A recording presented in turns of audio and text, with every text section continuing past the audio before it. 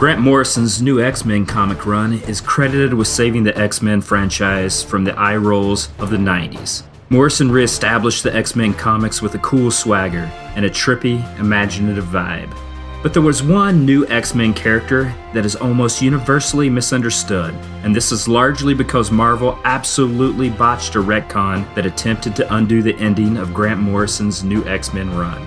That character is Xorn, and God help us all, I'll try to nerd-splain what the deal is with Xorn.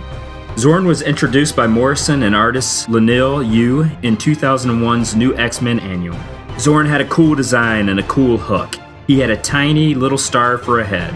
Discovered by the X-Men in a Chinese prison, Xorn was asked to join the team. He had healing abilities demonstrated through reversing Xavier's paralysis, allowing Xavier to walk again. Xorn took over as teacher of the troubled and difficult students at Xavier's School for Gifted Youngsters, and quickly became a favorite of the students and fans, even if he could come across a little preachy.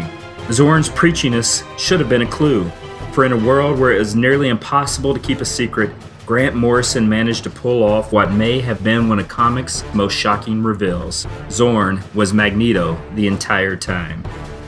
Magneto, who was thought killed during Cassandra Nova's attack on Genosha, had constructed an elaborate ruse with the help of Chinese officials, faking every single part of Xorn's backstory, right down to an element designed to trick telepaths. Charles Xavier wasn't healed by Xorn. Magneto had simply used magnetic nanobots to glue his spine back together. Xornito then paralyzed Xavier again and destroyed much of New York City before he killed Jean Grey. Wolverine, seeing Jean Grey die, went berserk and decapitated Xornito, which meant fans saw the end of both Magneto and Xorn. The cool new character, who is actually one of the most elaborate Trojan horses in comic book history, was eliminated in one panel. It was at this point where things went off the rails. Some people didn't like the storyline, and the editors at Marvel were among that group, even though they had signed off and published the comic. But they liked Xorn as a character, and had tried to convince Morrison to keep him around. Additionally, the editors didn't want to give Magneto such a permanent ending, because even if you resurrected him later, he had massacred a large portion of New York, and that's not as easy to come back from as it is for Captain America to come back from being a sleeper agent for Hydra. Now, never mind that Morrison himself had given Magneto an out, suggesting he had been under the influence of both the drug kicked and of John Sublime. Yet Marvel still decided an immediate retcon was in order, and launched a new volume of the book Excalibur, starring Professor Xavier and Magneto living in the ruins of Genosha. With Chris Claremont as writer, the first two issues of New Excalibur revealed that it wasn't Magneto who was impersonating a Chinese mutant named Xorn, it was Xorn who was actually impersonating Magneto. And the real Magneto was not only alive, but innocent of the slaughter in New York. Be right back, I need to grab some headache medicine. Then Chuck Austen got involved because the universe hates us.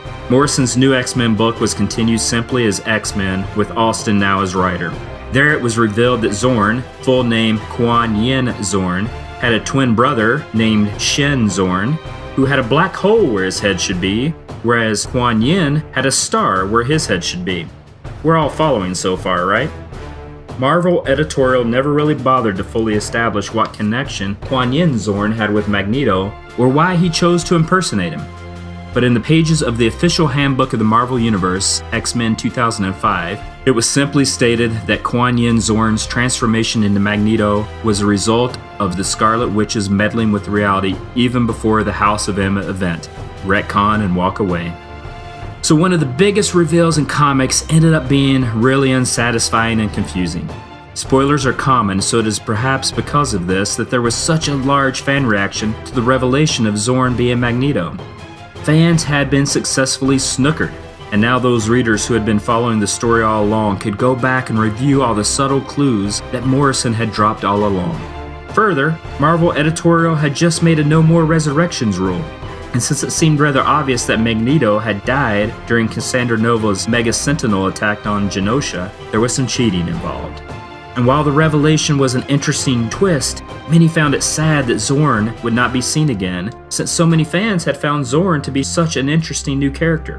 When Marvel decided to implement the retcon that Xorn had been a real person and had only masqueraded as the real Magneto, they fixed what they had seen as a problem. Namely, that it wasn't really Magneto who had committed those crimes, only some crazy mutant pretending to be Magneto, pretending to be Xorn, or something. But there was another problem, the lack of a new character, Xorn. This was fixed simply by revealing that the original character, one who had pretended to be Magneto and committed the attacks on New York, had a twin brother. While Morrison's run on New X-Men had not been universally appreciated by all X-Men fans, the lack of clear explanation and the almost callous half attempt at a retcon didn't go down smooth. Marvel just tried to quickly move on, even though most nerds are still unsatisfied and baffled with most of it. Love it or hate it, this seems to be the final resolution to the infamous Xornito saga.